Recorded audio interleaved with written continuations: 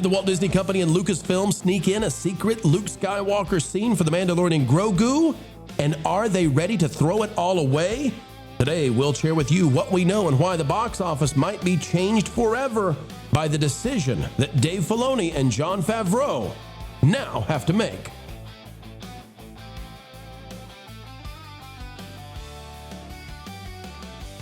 It's a beautiful day, folks, in the neighborhood right here at the Pro Studio where the sun is glistening, and we are happy that you're listening to what we have to say. It's Somewhere Sunny USA, and we've got lots to share when it comes to Star Wars. But does anybody care anymore?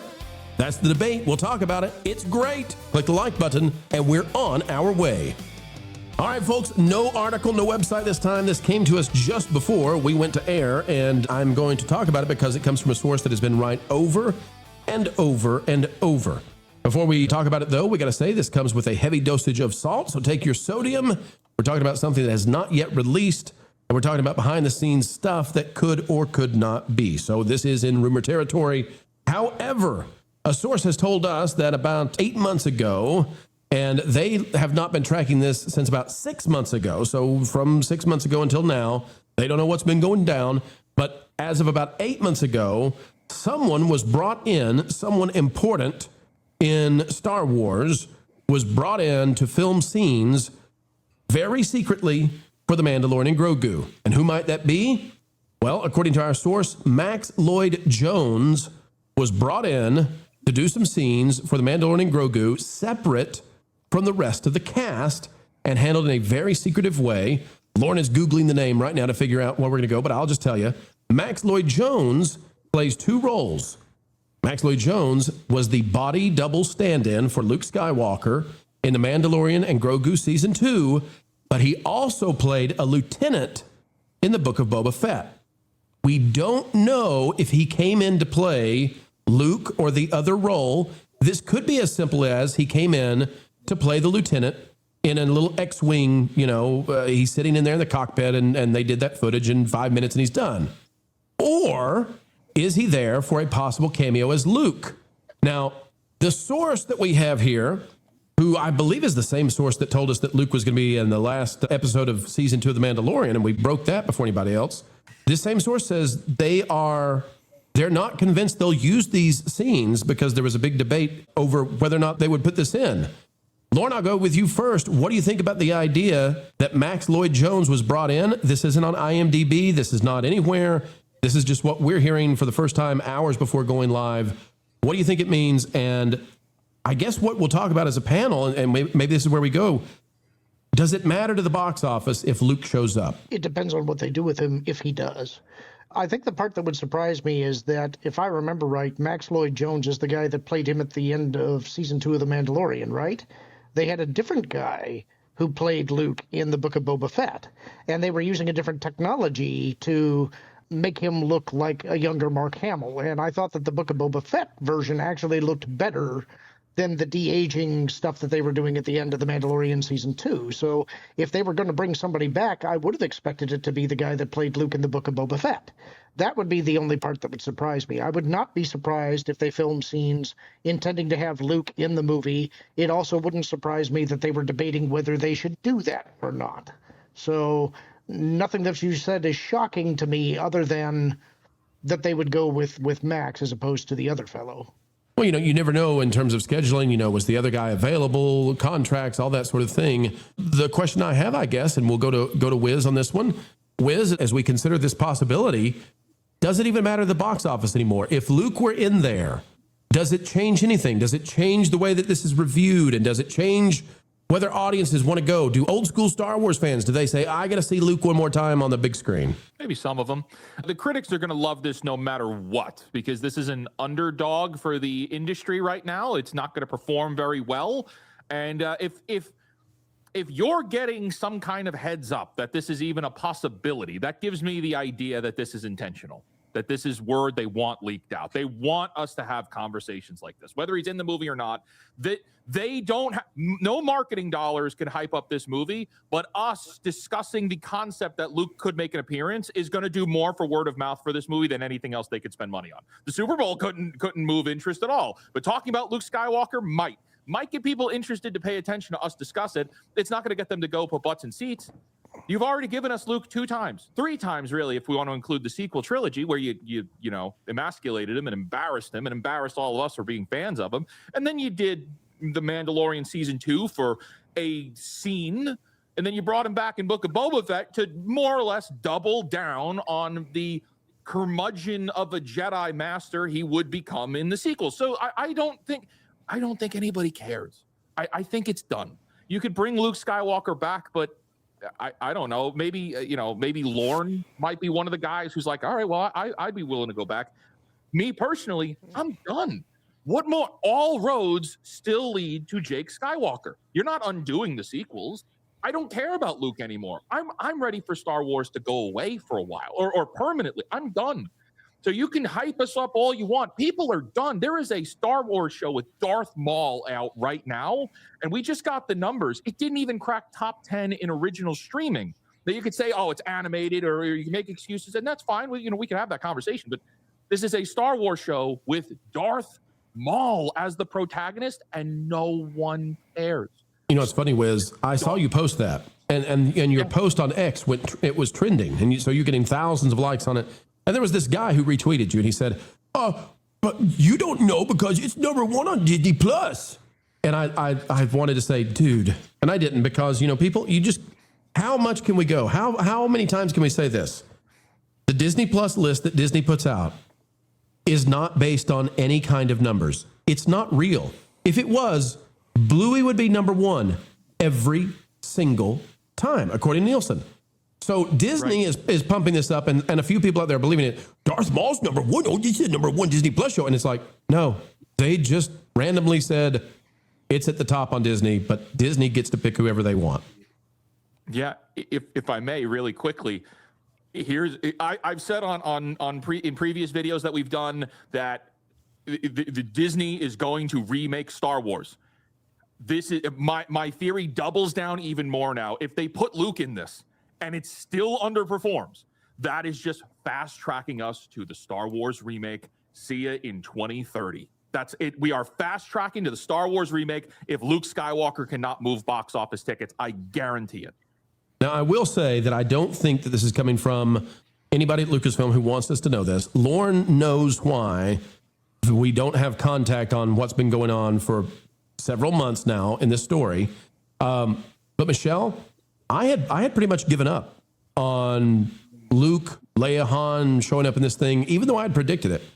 And the reason I'd given up is because we've been tracking. Folks, don't take this the wrong way, but we've been tracking Mark Hamill, in terms of what he's up to, with filming and all that kind of thing. We don't have his thumb drives. Okay, culture, calm down. We're not Mike Zero on this. But Michelle, we didn't see any evidence that Mark Hamill had even visited the set in a way that would let him play Luke Skywalker. And we thought we could have gotten that leaked for reasons I won't get into. So I had given up on it. But if they squirreled this away in some other state, in some other, hid it in a whole different facility, okay, maybe they do pull one on us. I don't know. What do you think about it, Michelle? And what do you say in regards to whether or not this matters? Wiz says he's done. I think Lauren is done. Is the casual fan done if they hear that Luke Skywalker shows up? Well, as you were talking, all that went through my mind, and again, I am someone who, I plan on seeing this. I just went to the movies last night. I saw the trailer. Little Grogu, he still sets off endorphins in my brain. It is what it is. He's cute. You and Sigourney, you love him. He's just so cute. And am I going to go see it? Sure. Do I expect a lot? No. I expect it to be like, oh, that was cute. That's kind of what I'm, hopeful for. But when you were talking about all this, and I grew up, my number one thing that I would say I loved growing up is Star Wars, the original trilogy. And as you were talking, all that went through my mind was, I don't care. And not because I don't love the character of Luke Skywalker, but it's kind of like Fake Wizard said, just let it go. We were all excited. I was one. Natalie and I were both on the couch with tears in our eyes when they brought him back at the end of Mandalorian 2. It felt right, even though it's not clearly, obviously Mark Hamill.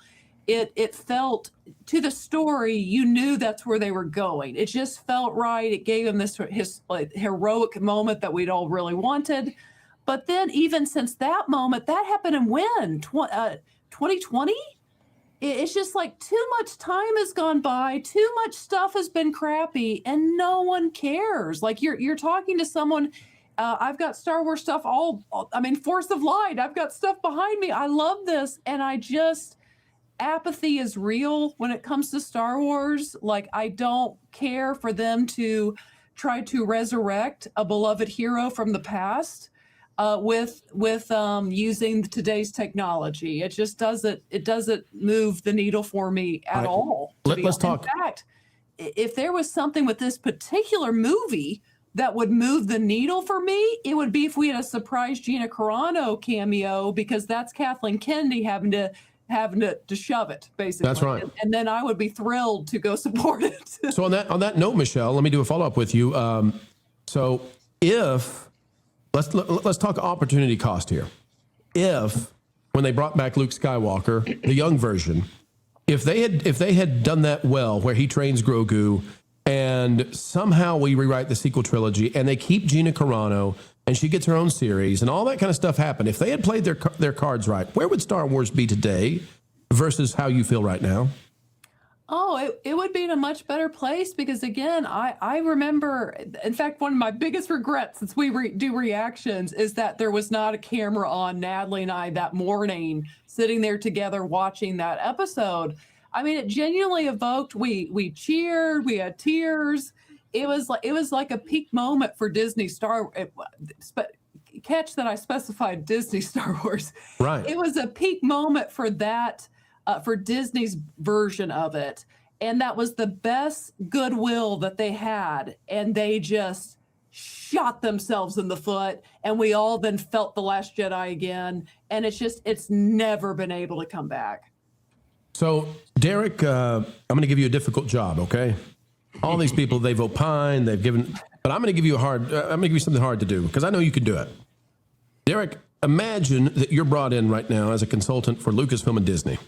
Yeah. And they know the mess they have. And we know they have the mess they have. We'll talk about that later in the show. But we know they have a mess.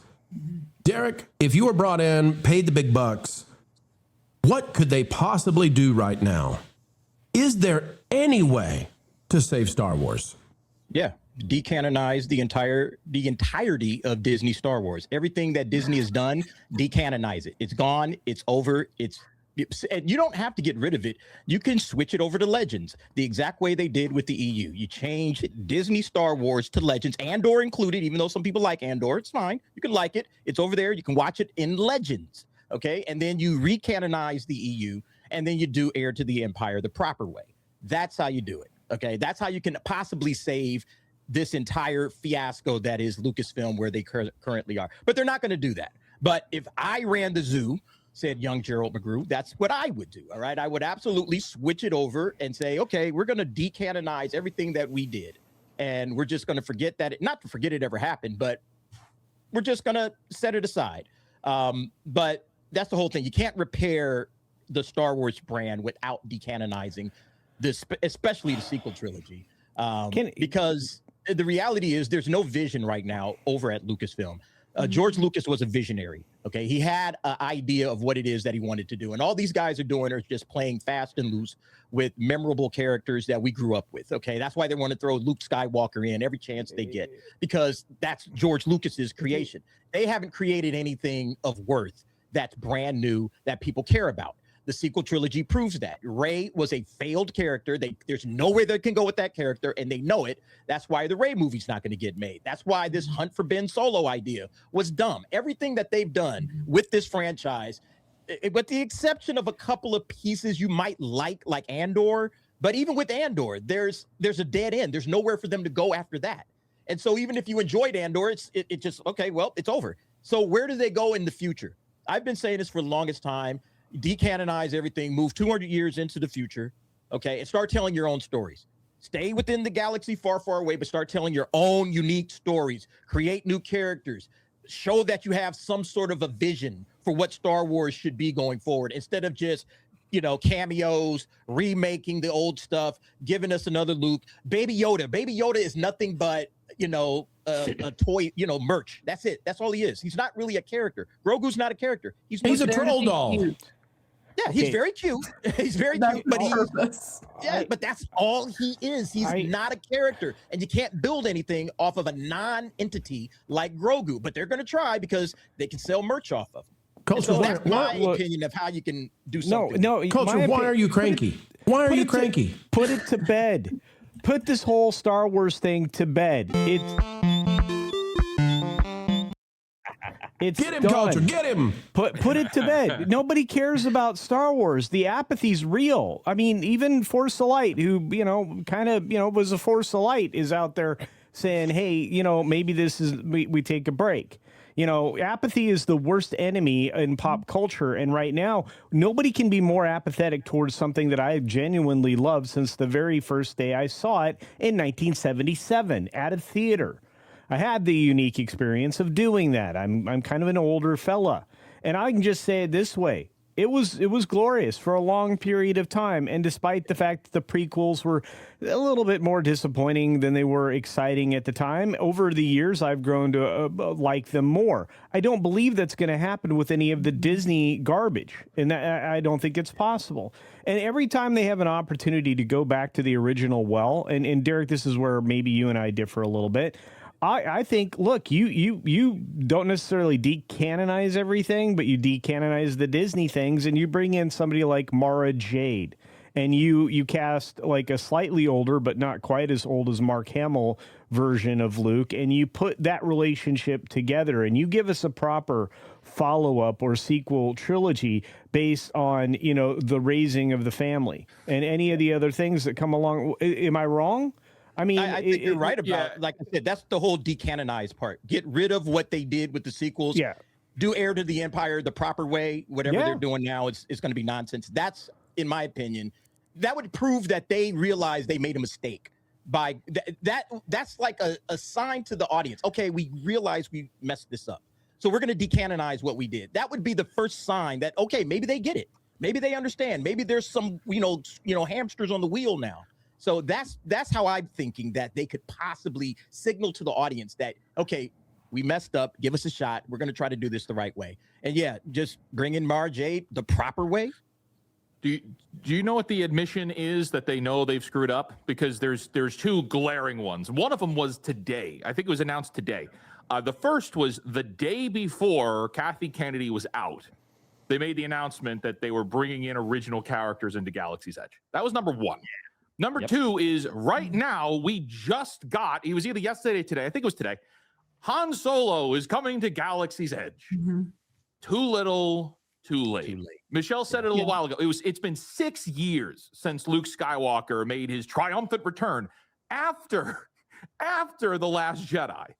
Okay, there is as each day passes, another fan exits the franchise. Oh, there goes another one. You can watch there goes another one. Gone. Not interested anymore. You could bring back Mara Jade. Guess what? No one cares.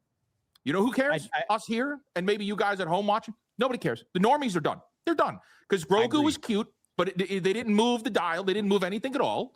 And nothing changed. Season 3 was a waste, and that was years ago now. Book of Boba Fett was years ago now. A lot has happened.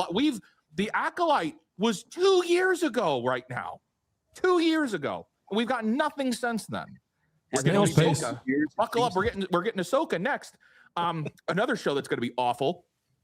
Yeah. Star Wars is not coming back. They know they've screwed up. I think Filoni's going to be. This is a zombie franchise. They're going to continue. This could have been billions, and now they'll make millions. And it'll be the loyal fans. You couldn't you couldn't denounce the sequel trilogy because you'd be insulting all the people that Disney desperately doesn't want to lose because they're all the people that are Disney adults going to the parks. Like that is Star Wars fans. Lauren, go, and then Michelle wrap us up. Lauren, you got it. I've had enough of the blackpilling. Uh-oh. And that's why I'm being quiet. All of you are frustrated. Everybody's mad. I get it. But this is one place you're wrong, Wizard. I'm going to come at you directly. Prove me wrong. The casuals are the ones who don't care. They're not done. They'll show up in a movie no matter what it is. It's the diehards that are done. It's the diehards that are bitter. It's the diehards that are constantly going off about how you'll never save Star Wars. And it's a hypocritical stance because you're still watching the AI videos online that get it right. If you get one good story and then you get another good story, everybody changes their tune. Can they make that good story? I don't know. I don't think right now it looks like they can, but I guarantee you, if somebody who believes in it and can tell the story the right way, that understands what makes Star Wars tick, people will come back. All it takes is the right story. Michelle, do they have to get rid of the sequel trilogy for that to even happen, though? I mean, even if they get rid of it, what does that do? They had one shot at giving everyone what they wanted. Harrison Ford is now how into his 80s? 83. He's in his 80s. 800. Mark Hamill. I mean, we can't redo this. Carrie Fisher's dead. Right, it's over. Can't do it again. So even if they decanonize it, that's great. But do I really want to go see new actors play these characters? I really don't. Like, it was a wonderful thing that we got them for those 3 movies, and they botched their return. And it just, I don't feel we can redo that. That's why it is a gut punch, because it's not, you can sit and rack your brain. It's not a fixable problem. That's the worst kind of problem to have. It is such fun getting to spend time together, folks, but we have come to the end of yet another video. Well, that makes the mainstream scratch their heads, pull their hair out, and wonder, how is it we continue to do what we do? But you know what we do this for? It's for you. To keep bringing all the knowledge of entertainment, explaining what's going on in Hollyweird each and every day. And you can help us continue on that way by clicking the like button, share, subscribe, click it, stick it to those algorithms. It's the notification bell. Share this out on your favorite social media platforms, and we would love to have you drop a comment right on down below. Share your thoughts because, well, your thoughts truly do matter, and we mean it. As we get ready to say goodbye, we end with the common refrain. Folks, wherever you are and whatever you're doing, keep learning, keep growing, and keep having fun.